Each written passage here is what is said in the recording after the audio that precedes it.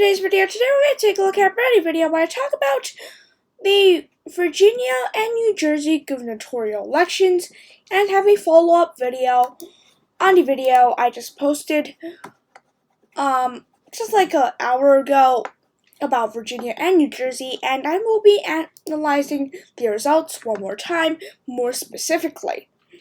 And I will not be taking a look at other races except, again, Virginia and New Jersey. Let's start with Virginia.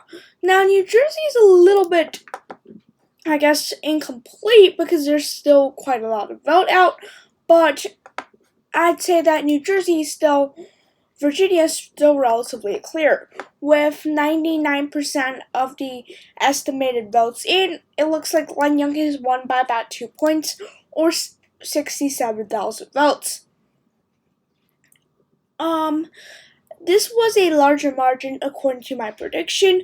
Compared to my prediction, he won by about 2 points. I predicted about a 0.5% Glenn Youngkin victory. This time, Ready Politics was the closest at predicting the margin. He predicted about a 2.4% Republican victory. It ended up being 2 points. If we look at the size of victory here, I expected Youngkin to do better in the Virginia Beach suburbs. If you look at my final prediction here, I expected him to do much better in the Loudoun, Fairfax area. He actually did worse compared to my prediction. Again, he did not do that much better in these areas. He did do better in all these areas, especially Loudoun. However, he did not do that much better. But what he actually did was that he was from Virginia Beach County, and he was able to flip Virginia Beach by 15,000 votes, which is very significant because Biden won the county by 12,000 votes, or by a margin of about 5 points. He flipped the county by a margin of 8 points. If we look at neighbor Chesapeake, he won by 6 points. Biden won the county by 7 points. He was also able to get very good numbers from Chesterfield. He won by 7,000 votes, or about 5%. Biden won the county by 7%. If we look at Montgomery, Biden won by 3,000 votes, and Youngkin was able to win by 2,000 votes. You can see he did very well in a lot of these areas. In the more ex-urban areas, he was able to improve it. He also was able to improve in some of these areas close to Virginia Beach, for example, Norfolk, Portsmouth. He was able to overperform slightly in those ex-urban areas. Again, he still lost Suffolk City, but by a much closer margin than Biden won the city. In fact, he did 15 points better. If we look at Stafford County, which is a county that Biden won, Youngkin won by 11 points, which is pretty significant, if you ask me at least. He also even improved in Trump's margins in the rural areas. For example, if we take Lee County, he got 87% of the vote. Biden got 84% of the vote. So do keep that in mind. And then I just jump to another random county, Pennsylvania County. Trump got close to 70%. Youngkin got 75%. Now he still underperformed Donald Trump in the raw vote tally, I believe, because of turnout. Actually, he tied with Trump in the raw vote tally. He actually underperformed just a little bit, but he did run up the numbers, and the turnout in the rural areas were much higher in compared to 2020 than these Alexandria areas. If we look at Fairfax County, Youngkin was able to get 35% of the vote. And if we look at Trump, he was not able to crack 30%. So that Fairfax, again, the largest county of the state of Virginia by far, it got close to 600 votes in 2020. You only have about 400,000 in 2021, which did contribute to a Glenn Youngkin victory. Again, this is the big vote sink for the Democrats in the state of Virginia as well. Other counties, he did much better in St. Charles County, Henrico County, McConnell won by 18 points. If we look at Biden's performance here, Biden won the county by 30 points. Charles City, this was the county I was talking about, a D plus 20 county turned into a D plus 2 county, which is pretty significant. Now, it wasn't just that people switched political parties. It was more that Biden voters were not energized to vote for Terry McAuliffe. If we look at Glenn Youngkin's vote total here, he actually did not have Trump's total. He actually got 300,000 less votes than Donald Trump did, but that does not matter. It's really just the percentages. Glenn Youngkin was able to win because of the percentages, not because of the raw vote tally. Now, is there a pathway for Terry McAuliffe to come back?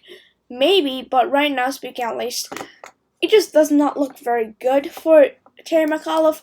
I think the margin may narrow down a little bit more, but right now, 99% of the vote in. I honestly can't expect much more to come from the state of Virginia.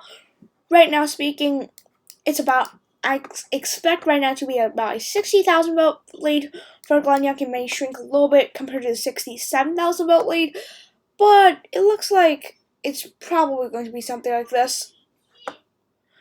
And if we look at the race in the state of New Jersey, it has not changed. Before I left, it looked like that Jack Ciattarelli, the Republican, still leads Phil Murphy by 0.1%, or about 1,000 votes again. Now I am more confident in projecting that Phil Murphy, I project, is the projected winner of the state of New Jersey. I'm confident to make a projection. I think that Phil Murphy, when it's all said and done, will win the state of New Jersey, but that does not matter, as you see right now. I think right now what you're seeing is that Republicans never expected to win New Jersey. The final polls were close, but that does not mean the Republicans at all was going to win the state. The Republicans, however, did very well in the state. Now, they were able to flip quite a few Biden counties, which is something that we expected, I guess, but in a certain extent, but not by this much. You can see the Republicans even flipped Somerset County, which was a county that Biden won by 20 points. It was not even close. And if we look at Morris and Henderson, both of those counties were very close, especially Morris. The county won to Biden by 5. It had 300,000 votes. If we look at this time around, it had about 150,000 votes. Murphy is down 14 points in a county that Biden won. That's a little bit concerning for the Democrats. Now, this does not indicate that they were going to lose, but it's definitely concerning for the Democratic Party. If we look at the votes here, the remaining vote is going to favor Phil Murphy. I think that's not very much of an opinion. It is an opinion, but I think most people expect that as well. Also, you can look at another county, for example, Monmouth County. Biden lost by 10,000, and by less than 5 points. It looks like that Ciattarelli has won by 24 points in the county, and by 50,000 votes. So that's very significant. Now, if we look at the remaining vote again, only 2 counties that has remaining vote precincts not reported yet is Monmouth and Cumberland. Cumberland is also a place where Phil Murphy underperformed Biden heavily in. Biden won the county by 6. Phil Murphy did not even crack 44%. He lost the county by 10, so that's definitely something not very good for him. But if we look at the remaining vote, again, most of them are from the Newark suburbs, Essex County, Middlesex County, Passaic County for some extent, Burlington to some extent, Cambridge, and Mercer County. Those are counties that Biden did win. Now, how much of the remaining vote are out there? We do not know. 88% of the vote is in. So assuming these are the totals, I expect about 300,000 votes remaining in this race. A little under that. So for Phil Murphy to come up and win this race, he needs about 50.5 to 51% of the vote remaining. He's going to get that from the counties we have seen to have some more reports. I do expect some votes that are in these red areas because these number of precincts reported left just simply did not match the state's overall popular vote. There are some precincts that have a portion of their votes in, but it does show them as in. So in the end, there are still quite a few precincts reported. There are still some votes from, I think, most of these counties. If I am correct, there's also some earlier problems in the night. We saw with all quote-unquote all the precincts reported that Cape May County went blue by 8 points. That was not happening. I mean, that was a technical error. It was Chiarelli plus 27. At first, some people called it for, Phil Murphy, which was pretty dumb, honestly. It was an error. Again, I just want to clear that out. If we look at the state of New Jersey, my final prediction was R plus D plus 8. So, effectively, Phil Murphy's margin get cut in half. That does not look like the case, though. It looks like that Phil Murphy probably going to win by a conservative estimate will be 3, a more progressive estimate will be 5, so I'd say around 3 to 5 points. Right now, I think 3-4 points, something in that range, maybe 4 points, depending on how much of the vote is outstanding. If the votes are mail-ins or in-person votes or early votes or absentee, and what precincts are they remaining in? If they're, for example, let's say Passaic County, these rural areas may be for Chiarelli 2-1, while the urban areas maybe for Murphy 2-1. So we need to know where the precincts are remaining. I think that I'm relatively confident in projecting that Phil Murphy will win, but it's just at how much, because he still trails by about 1,000 votes, which is something we need to take a look at. He basically underperformed everywhere in the state. I mean, if Terry McAuliffe was an embarrassment, he was even more of an embarrassment for Democrats to a certain extent. I mean, Terry McAuliffe lost the race by 2, but if we look at this, I mean, New Jersey expected to be much more far left than Virginia, but right now, speaking, he still trails. That does leave some question marks out here as well.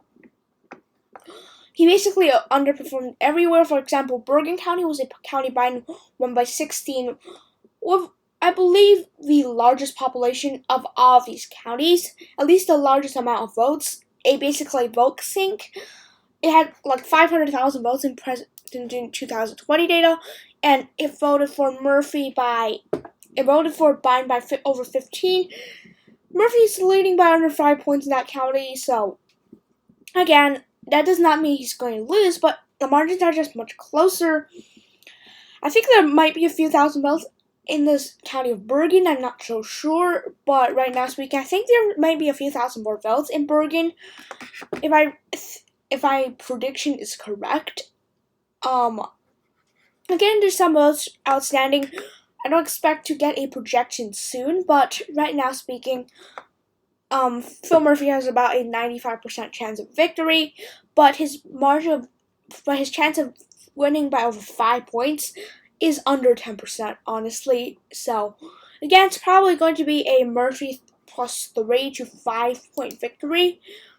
Again, if we look at Virginia here, Terry McAuliffe was an embarrassment to the Democratic Party as he did not do very well in the Alexandria area. He did decent. He did better than my expectations, but what he really suffered was rural areas.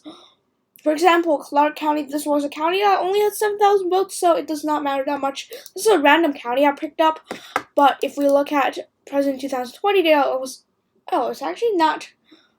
Oh, it was much closer indeed. Yes, Frederick County was a county I was supposed to point at. It was, much more of a victory for Glenn Youngkin. as well. So basically what he did was get turnout in the rural areas, get the margins in the rural areas, get the turnout down in Alexandria and the DC suburbs, and get the numbers he wants in the Virginia Beach area to amount to about a 67,000 vote victory as it stands right now. Now, how did exactly he win? That's actually a pretty good question. A few things. First of all, Glenn Youngkin was perfectly aligned with Trump while not being Trumpian. So he was basically right in the area where Trump Republicans, and moderate Republicans will both come on to Glenn Youngkin, while Terry McAuliffe just tied Glenn Youngkin to Trump without talking about policy, which really hurted him, and he had some problems, honestly, and that was just the issue. He did get 60-70% of the primary vote for the Democratic Party, but that isn't enough.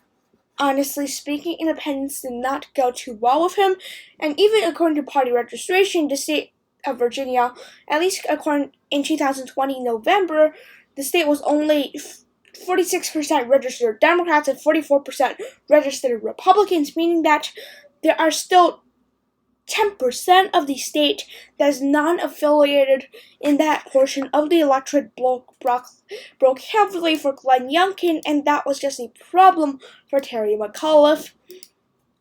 This was not a blowout victory, but that was definitely a good night for the Republicans. I am publishing this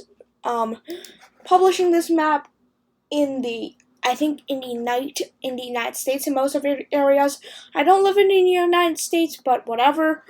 This is my final prediction. This is my final analysis of the Virginia governor's race. What I'd say is that Glenn Youngkin did phenomenal trying to balance it out, and his effort for the past few months didn't amount to a victory. This time around, polling data was pretty accurate overall. It did underestimate Glenn Youngkin by 1%, just over 1%, but again, you don't expect polling to be that great. Anyways, thanks for watching. Have a nice day. Bye.